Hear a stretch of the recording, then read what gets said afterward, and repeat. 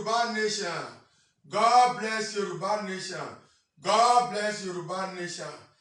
Mo kí gbogbo ọmọ Yorùbá o tá a wà nílùú Nàìjíríà tí population wa ń lọ bí 50 million ọmọ Yorùbá. Àwọn ọmọ káàrọ̀ òjíire 50 million wà nílùú Nàìjíríà. Pàtàkì jùlọ gbogbo àwọn ọmọ Yorùbá wa tán wà nílùú diaspora.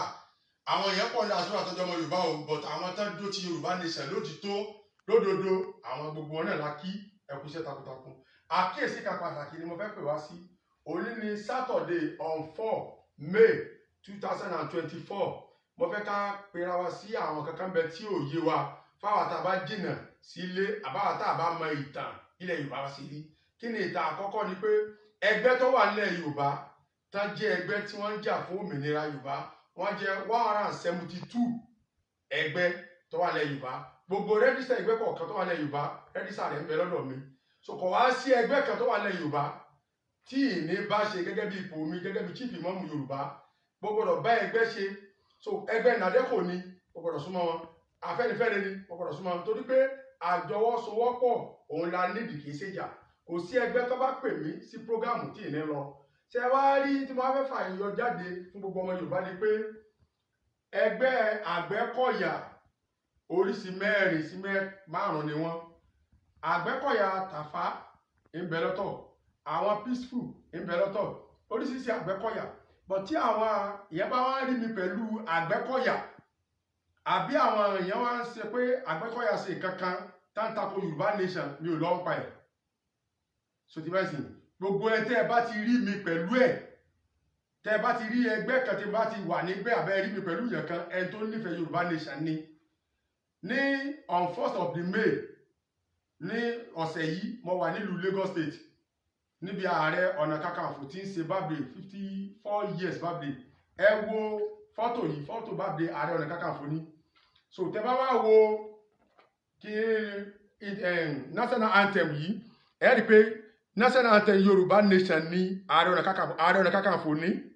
Ẹ wo national anthem tí wọ́n fi síbẹ̀ ẹ rí pé logo Yorùbá nation flag wa ní.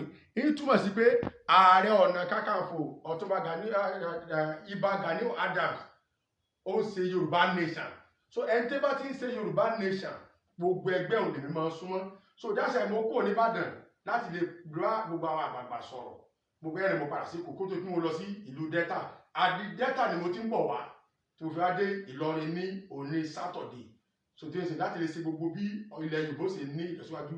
So àwọn nǹkan tí wọ́n ń pè mí lójú ọ̀nà yìí pé ọmọ mi nǹkan tí wọ́n pè ní pásítọ̀ Àpótí Ẹ̀rí pé ó ń bẹ̀rẹ̀ sí bú Yorùbá nation. So ẹlòmíì lè máa ṣe ẹgbẹ́ kọ́mọ bú Yorùbá nation.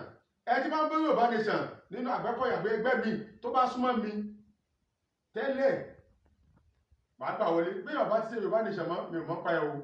So nípa tí Àpótí Ẹ̀rí ń sọ pé òun ò ṣe Yorùbá nation mọ́ àbí òun tako Yorùbá nation tí wọ́n sọ fún mi lérí nẹ́ẹ̀tì pé nǹkan tó ṣẹlẹ̀ ní mi ò mọ kankan pa Àpótí Ẹ̀rí o. Mo ti fojú kàn nísìn láti ọdún tó ń lọ ni mo ti fojú kàn tó ti wá Ìlọrin gbẹ̀yìn. Ó sì lé ní oṣù 11 báyìí tí mo ti fojú kàn, ó ti lé ní 11 months tí mo ti fojú kàn. So ẹ tí bá ṣe Yorùbá nation ẹ rí mi pẹ̀lú ẹ. Ẹ tí ò bá ṣe Yorùbá nation ní kankan tí mo fẹ́ ṣe pẹ̀lú ẹ torí mi kì í ṣe olóṣèlú. Tí ilẹ̀ Yorùbá fẹ́ òun náà ni Yorùbá nation òun lè mi fẹ́. Tí ilẹ̀ Yorùbá bá ti fẹ́ nǹkan tí ìfẹ́ náà nù. So Ọlọ́run gbàdúrà wa gbogbo ẹni tẹ́ ń pè mí nípa ọ̀rọ̀ àwọn Àgbẹ̀kọ̀yà. So Àgbẹ̀kọ̀yà kó oríṣi márùn-ún o. So oríṣi márùn-ún ni Àgbẹ̀kọ̀yà. So ẹgbẹ́ security sì wà nílẹ̀ Yorùbá tí wọ́n darí. So gbogbo ẹ tẹ́ bá ti rí ibi tí bá ti ń bá ṣe èsè Yorùbá nation. Ẹ tí ò bá ti rí ibi tí bá ti jìnà sí kò sì bá ṣe torí pé mi lè máa gba owó lọ́wọ́ àwọn olóṣèlú kí n máa tàwọn èèyàn mi pé èyí ń ṣe tiwọn. So ẹ ti máa ti ara rẹ̀ ó ti ṣe ìgbólé ìran rẹ̀ àti gbogbo ẹbí rẹ̀. So God bless Yorùbá nation, God bless Yorùbá nation, God bless Yorùbá nation. Ẹ ṣeun.